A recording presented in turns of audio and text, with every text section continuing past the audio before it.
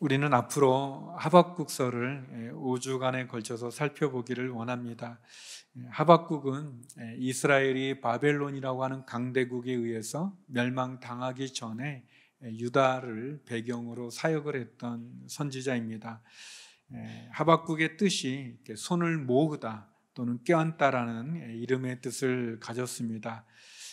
이스라엘의 그 랍비 전통에 의하면 열왕기하 4장에 나오는 엘리사가 소생시켰던 우리 수넴 여인의 죽은 아들을 소생시켰던 그 아들이 하박국이라는 그런 전설 같은 얘기가 있습니다. 아마도 하박국의 이름의 뜻이 그 포옹하다, 껴안다라는 그런 이름의 뜻이 있기 때문에 아마 수넴 여인에게 엘리사가 너가 아들을 안으리라 라는 그런 말에 근거해서 그런 이야기가 있는 것 같습니다. 그러나 많은 학자들이 그렇게 생각하지는 않는 것 같습니다. 루터는 이 하박국의 이름의 뜻이 이렇게 포옹하다, 껴안다라는 그 이름의 뜻을 가지고 하박국은 자기 백성을 위로하고 또 포옹하고 세우는 그런 사람으로 이해했습니다. 많은 학자들의 종합된 견해에 따르면 하박국은 선지자였고 특별히 성전에서 찬양 의식, 찬양하는 그 일에 관여했고 또 훌륭한 교육을 받았으며 또 예민한 사람이라고 또 선지자이면서 시인이라고 이렇게 정리해 볼 수 있습니다. 우리가 앞으로 나누게 될 하박국서는 모두 3장으로 되어 있는 굉장히 짧은 그런 예언서입니다. 1장과 2장에는 하박국이 하나님에게 질문을 하고 또 하나님이 대답을 하는 그런 내용으로 전개가 됩니다. 3장은 하박국이 기도하는 가운데 하나님을 보게 됩니다. 임재하는 그 하나님을 묘사하고 마지막에는 영광의 찬송으로 그가 마무리하고 있습니다. 하박국은 하나님께 질문으로 시작해서 하나님을 찬양하는 것으로 마치게 됩니다. 하박국서를 통해 우리는 우리의 염려가 예배로 변화되고 우리의 두려움이 또 우리의 공포가 하나님에 대한 신뢰와 신앙으로 그리고 자포자기할 수밖에 없는 어려운 상황이 희망으로 번민이 찬양으로 바뀌어지는 것을 보게 됩니다. 오늘은 1장의 앞부분으로서 하박국이 하나님께 드리는 첫 번째 질문을 가지고 한 3가지 정도를 여러분에게 나누고 싶습니다. 먼저 첫 번째는 하나님 어디 계십니까? 라는 질문입니다. 우리 본문 2절에서 4절 말씀 같이 한번 읽어보겠습니다. 시작. 오 여호와여, 제가 언제까지 부르짖어야 합니까? 주께서 듣지 않으시고 폭력입니다 라고 제가 주께 외쳐도 주께서는 구해주지 않으십니다. 왜 저로 하여금 불의를 보게 하십니까? 왜 죄악을 쳐다보게 하십니까? 파괴와 폭력이 제 앞에 있습니다. 갈등이 있고 싸움이 일어납니다. 그러므로 율법이 지키지 않고 정의가 아주 실행되지 못합니다. 악인이 의인을 에워싸 버려서 정의가 왜곡되고 있습니까? 하박국은 오 여호와여, 언제까지 부르짖어야 합니까? 라는 탄원으로 하나님께 질문합니다. 쉽게 말해서 하박국은 유다 사회 안에 만연되어 있는 죄악이 있는데 또 불의가 있는데 폭력이 있는데 억압이 난무하고 다툼과 분쟁이 그치지 않고 있는데 하나님 왜 가만히 계십니까? 하나님 이 죄악을 왜 멸망시키지 않습니까? 심판하지 않으십니까? 왜 무관심하십니까? 하나님 이 죄로 말미암아 고통을 받는 선한 사람들에 대해서 왜 침묵하고 계십니까? 라고 이렇게 질문하는 겁니다. 더 나아가서 하나님의 백성이라고 자처하는 유대인들이 하나님의 법을 무시하고 또 사악한 사람들에 의해서 정의가 비틀어지고 전복되고 불의의 세력에서 벗어나기를 기도하지만 그렇지 못한 현실 앞에서 하박국은 하나님께 질문하는 거죠. 하나님 어디 계십니까? 하나님 언제까지 기다려야 됩니까? 하나님 어느 때까지입니까? 라고 이렇게 질문하는 겁니다. 탄원하는 거죠. 어떻게 보면 하박국이 드린 하나님 왜 침묵하고 계십니까? 하나님 우리 고통을, 우리의 이 부르짖음을 왜 귀를 막고 계십니까?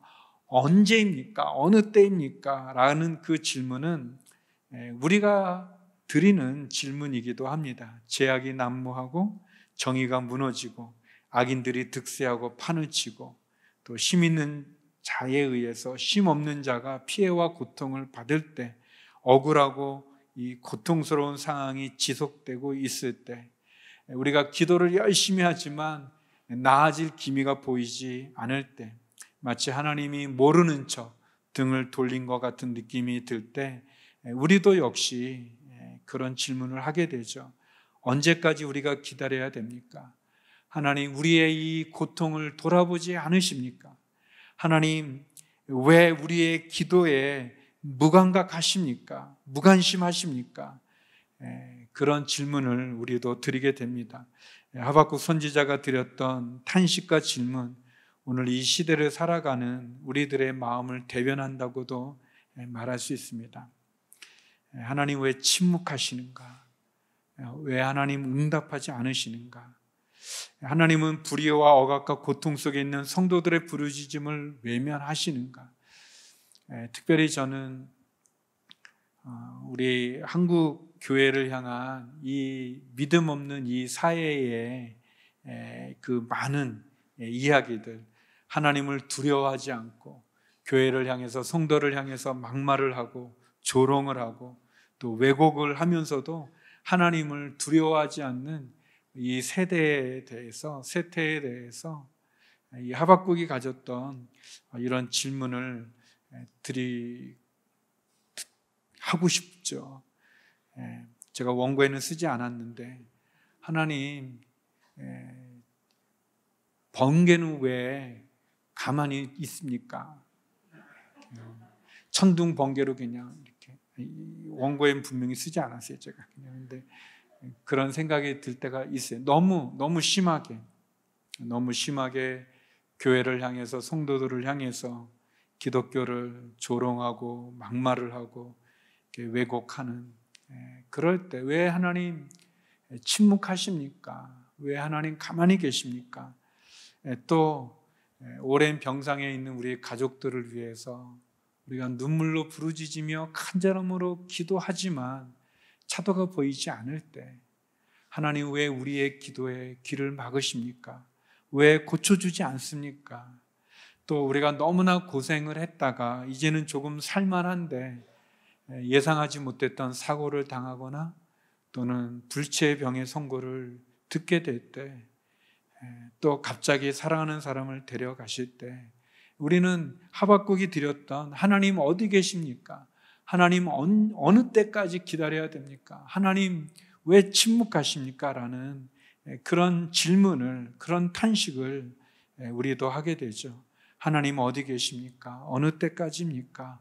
우리가 언제까지 부르짖어야 됩니까? 라는 질문을 하게 됩니다. 두 번째, 이런 하박국의 질문에 대해서 하나님의 대답은 이렇습니다. 보고 또 보아라. 보고 또 보아라. 우리 5절, 6절 말씀인데요. 같이 한번 읽어보겠습니다. 시작. 다른 나라들을 보고 잘 살펴보아라. 놀라고 질겁할 것이다. 내가 살아있는 동안에 내가 어떤 일을 행할 것인데 내게 말해주어도 너는 믿지 못할 것이다. 보아라. 이제 바벨론 사람들을 내가 일으킬 것이다. 그들은 사납고 가격한 사람들이다. 남의 생활터전을 빼앗으려고 온 땅을 돌아다닐 것이다. 하박국이 하나님, 우리 이 유대 안에 있는 이 죄악을 하나님 왜 가만두십니까? 하나님의 법을 지키지 않고 정의가 아주 실행되지 못하는, 악인이 의인을 에워싸버려 정의가 왜곡되는 이 현실을 하나님 왜 가만두십니까? 라는 그 탄식과 그 질문에 하나님 말씀하시는 거예요. 내가 그들을 심판할 것이다. 내가 그들을 정죄할 것이다. 내가 그들을 칠 것이다. 그런데 너는 놀라게 될 거다. 너의 너의 사정과 형편만 보지 말고 눈을 들어서 이 근시안 쪽으로만 보지 말고 멀리 내다봐라. 너는 내가 행하는 그것을 듣고서도 믿지 못할 것이다. 내가 바벨론을 일으켜서 너희를 심판할 것이다. 죄악을 심판할 것이다. 내가 그들을 칠 것이다. 그들은 무서운 사람들이다. 사납고 가격한 사람들이다. 남의 생활터전을 빼앗으려고 온 땅을 돌아다니는 사람들이다 라고 대답하시는 것이죠. 보아라, 또 봐라 라고 얘기하십니다. 하나님은 침묵하시는 분이 아니십니다. 하나님은 우리의 기도에 길을 막으시는 분도 아니고 등을 돌리시는 분도 아닙니다. 하박국이 탄식한 대로 침묵하고 계셨던 것이 아니라 하나님의 때에 하나님은 일하시고, 그리고 하나님께서는 움직이시고 큰 일을 준비하고 계시는 것입니다. 어떻게 보면 고대 근동의 전체 역사 속에서 모두가 놀랄 만한 큰 일을 준비하고 계시는 것이죠. 너가 살아있는 동안에 내가 어떤 일을 행할 것인데 내게 말해줘도 너는 믿지 못할 것이다 라고 말하면서 하나님 불의한 이스라엘 유대를 심판하시기 위해서 바벨론을 들어서 심판하시겠다고, 사용하시겠다고 그 계획을 말씀해 주십니다. 바벨론은 강대국이었던 이 아수르를 무너뜨린 그런 나라입니다. 메대와 연합해서 아수르를 무너뜨린 엄청난 그런 신흥 강대국이죠. 이 BC 605년에 메대와 연합해서 신바벨론 왕조를 세우고 아수르뿐만 아니라 이집트까지, 또 유다, 또 에돔을 비롯한 이 중동의 대부분의 나라를 정복합니다. 페르시아에 의해서 무너지기 전까지 바벨론은 아주 강하고 사납고 호전적인 그런 사람들입니다. 사막의 바람처럼 쳐들어가 폭력을 휘두르는 그런 무서운 사람들입니다. 오늘 본문에 보면 이들이 얼마나 무서운 사람인지 이렇게 표현하죠. 7절에서 10절에 보면 그들은 두렵고 무서운 사람들이다. 그들에게 정의와 권위는 그들 마음대로다. 그들의 말들은 표범보다 빠르고 저녁의 늑대들보다 사납다. 그들의 기마병들은 무척이나 빨라서 멀리서부터 달려온다. 그들은 마치 독수리가 먹이를 잡아채듯 빠르게 날아온다. 그들 무리는 동쪽 바람처럼 모두가 폭력을 휘두르려고 와서 포로들을 모래알처럼 모은다. 그들이 왕들을 비웃고 관리들을 조롱할 것이다. 그들이 모든 요새를 비웃고 흙 언덕을 쌓아서 그것을 침략한다. 이 바벨론의 군사력과 기동력이 매우 뛰어난 것을 보여주죠. 마치 저녁에 먹이를 잡으려는 이 늑대들보다도 사납고 말들이 포범보다 더 빠르다는 거예요. 마병은 마치 먹잇감을 이렇게 정하고 날아드는 그 독수리처럼 그렇게 잡아먹는다 얘기합니다. 또 견고하다고 자랑하는 그 성들을 아주 무력화시킨 거죠. 비웃기라도 하는 것처럼 성벽을 향해서 흙으로 경사로를 쌓아서 그 경사로를 따라 이 견고한 요새들을 무너뜨린다, 정복해 간다, 그렇게 얘기합니다. 결국 하나님 하박국 선지자의 탄식과 유다의 불의에 대해서 방관하거나 침묵하는 것이 아니라 바벨론을 도구로 삼아서 하나님의 공의를 나타내시겠다라고 얘기합니다. 제가 말씀을 읽으면서 힘이 납니다. 교회를 향해서 막말을 하는 사람들에 대해서 하나님 가만히 계시지 않으신다는 거예요. 우리가 갖고 있는 문제들에 대해서, 아픔에 대해서, 고통에 대해서, 우리의 탄식에 대해서, 부르짖음에 대해서 하나님 침묵하지 않으신다는 거예요. 하나님 뭐라고 얘기했냐면 보아라, 멀리 보아라 라고 얘기합니다. 사랑하는 성도 여러분, 여러분이 어떤 문제를 가지고 하나님 앞에 기도하고 있는지요? 여러분의 기도가 바로 응답되지 않은 것처럼 보이고 내가 부르짖어도 하나님 내게 등을 돌린 것처럼 여겨질 때 여러분 눈을 들어 멀리 보십시오. 멀리 보십시오. 하나님께서 함께하여 주십니다. 하나님이 도와주십니다. 제가 온누리교회 93년도에 왔습니다. 전도사 때 왔었어요. 지금은 좀 많이 악해졌는데 그때만 해도 좀 순수하고 좀 착했다는 생각이 들어요. 그런데 이제 그러다 보니까 이렇게 저 할 말도 잘 못하고 또 제 무슨 권리도 잘 이렇게 주장하지도 못하고 또 이렇게 다른 사람들한테 좀 이렇게 무시당해도 지금은 안 그런데 그때는 그냥 그때는 말도 못하고 집에 가면 그때 왜 이 말을 못했을까 그런 이제 생각이 나서 다음에 만나서 그 말 하려고 그러면 또 다른 말 하면 또 가고 이제 그랬던 시간에 답답하고 하나님 저는 왜 이 모양입니까? 저는 왜 이렇게 말을 못합니까? 지금은 안 그런데 그때는 제가 설교를 하면 우리 대학생들이 많이 졸았어요. 안타까운 일이었죠. 그렇지만 이 말씀에서 멀리 보라고, 멀리 내다보다고. 바벨론이 유다를 심판하기 위해서 바벨론이 강대국이 된 것은 아니겠죠. 역사로 보면, 역사가의 눈에 보면, 국제 정세를 보면 그거 아니겠죠. 근데 하나님 그렇게 말씀하지 않으시는 거예요. 보아라, 멀리 보아라. 내가 바벨론을 일으킬 거다 그랬습니다. 바벨론은 하나님의 도구라고 얘기하시는 거죠. 사랑하는 성도 여러분, 93년에 그랬던 저가 시간이 지나서 보니까 제 위로 3분만 계세요. 저를 무시하셨던 분들 안 계세요. 멀리 보면 하나님께서 침묵하시지 않으시고 저의 이 억울함을 알아주시고 풀어주시고,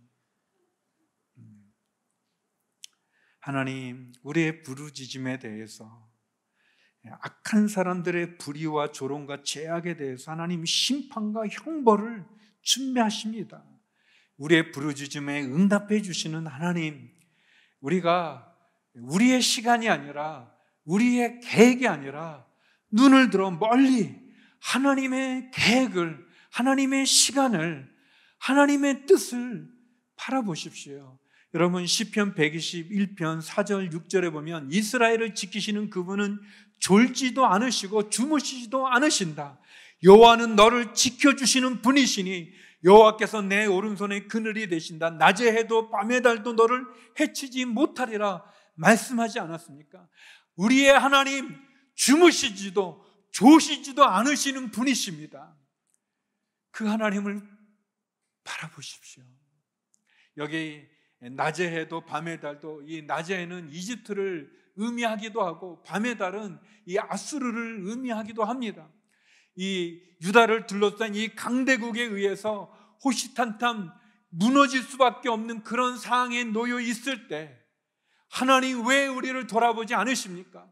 그럼에도 불구하고 이스라엘의 왕들은, 유대인들은 하나님의 법을 떠나 자기 마음대로 행하고 정의가 왜곡되고 악한 사람이 의인을 둘러싸 선한 이들을 괴롭히는 그때 하나님 왜 가만히 계십니까? 부르짖는, 탄식하는 하박국에 대해서 하나님 보아라, 멀리 보라고 얘기하고 있습니다. 사랑하는 성도 여러분, 여러분의 기도가 응답되지 않은 것처럼 느껴지고 여러분의 삶이 사방이 막힌 것처럼 느껴질 때 하나님의 시간을 신뢰하십시오. 하나님의 살아계심을 신뢰하십시오. 하나님의 그 능력을 신뢰하십시오. 하나님의 때, 하나님의 계획을, 하나님의 방법을, 하나님의 시간을 믿음으로 바라보는 저와 여러분이 되기를 간절히 소망합니다. 그래서 세 번째, 바람처럼 사라지는 것을 우리는 보게 됩니다. 바람처럼 사라지게 됩니다. 우리 11절 말씀 같이 한번 읽어보겠습니다. 시작. 그러나 자기 힘이 신이라고 여기는 죄인들, 그들도 바람처럼 사라져 없어질 것이다. 참 어려운 것은 하나님께서 바벨론을 들어서 이 죄악의 이스라엘을 심판하겠다는 건데, 근데 하박국에는 너무 힘든 거예요. 뭐가 힘드냐면 하나님이 이렇게 침묵하지 않고 가만히 계시지 않고 심판하는 건 너무 좋으신데, 그런데 바벨론 사람들이 어떤 사람들인가? 하나님을 믿지 않는 사람들, 그들은 자기들이 법이라고 말하고 포악하고 악독하고 어떻게 보면 유대인들보다 더 나쁜 사람들인데 더 나쁜 사람으로 어떻게 하나님의 사람들을 심판할 수 있겠습니까? 라는 그런 질문이 있는데 하나님 말씀한 겁니다. 그 바벨론, 그 악한 사람들도 그 악함에 대해서 심판하겠다고 말씀하시는 거죠.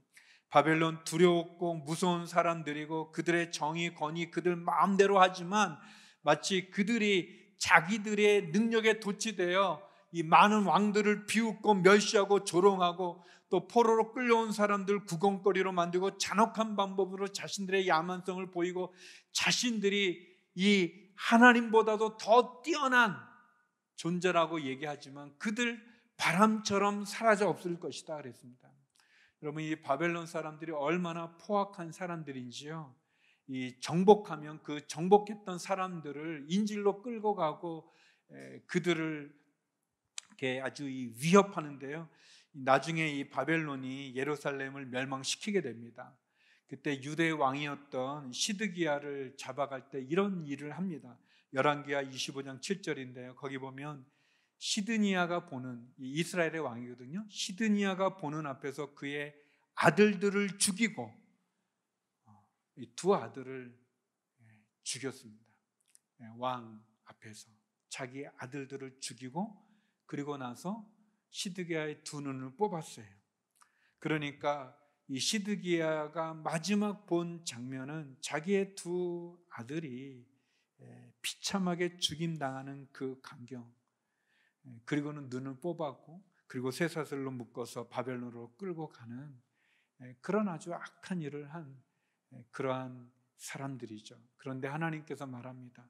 자기 힘이 신이라고 여기는 죄인들, 그들도 바람처럼 사라질 것이다. 바람처럼 사라질 것이다. 그렇게 얘기합니다.